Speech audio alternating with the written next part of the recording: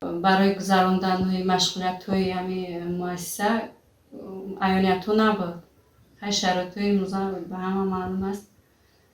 بعدا ما همه تصمیم گرفتیم که محصول دستی را زیادتر کنیم. از محصولاتی که ما پرتوی است اکثریت را ما استفاده نمیبریم، لیکن همین چیزا را ما گرفته با دستای خودم هر چی ایده خودم فانتزی خودم قطعی هر چیز میسازم.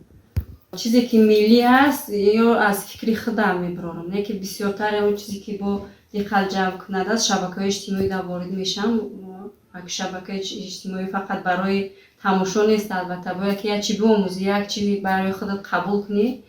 ما هم را ثمراناک استفاده میبرم. بعد همین عیانیت‌هایی که با دقت آدم بسیارتر جلب میکنه میره از شبکه‌های اجتماعی میگیرن. خراجات البته که نو ساخته شود دقت جلب کننده چیزایی که هستن یا خریداری میکنیم. البته گلدان‌ها هستن که محصولات‌های ما استفاده میبریم و تاجیکی را ما استفاده میبریم در تازه کردن گوشت. هم خیلی چیزا از داروخانه ها دست از این مغازه یا را البته خریداری میکنیم. با زیباتر میاد چیزی نو با صفتش کارش چیز زیبا است. البته در استفاده بری یا تنها سهمی خدمت نیست، تو کارمند تکنیکی آموزگاری در کار جلب کرده میشن. برای ما کمک میکنن در ساختن نگل ها، در تیار کردن کاغذهای رنگه که تو نوچه میسازیم، در پیچاندنش. حتی کودکان مؤسسه هم سهمی خودشون میگذارن در ساختن یا هم کودکان هم علاقه تیار هستن.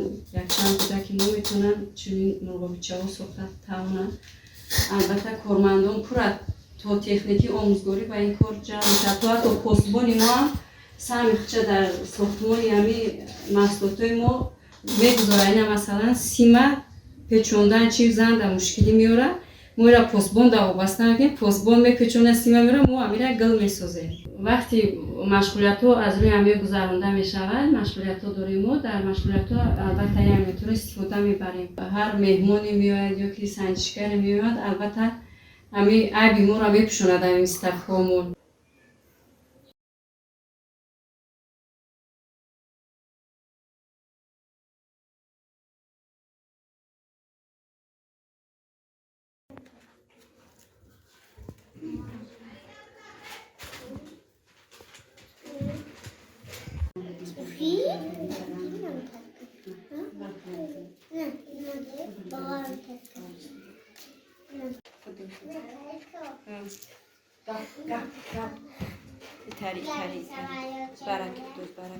برکی بدو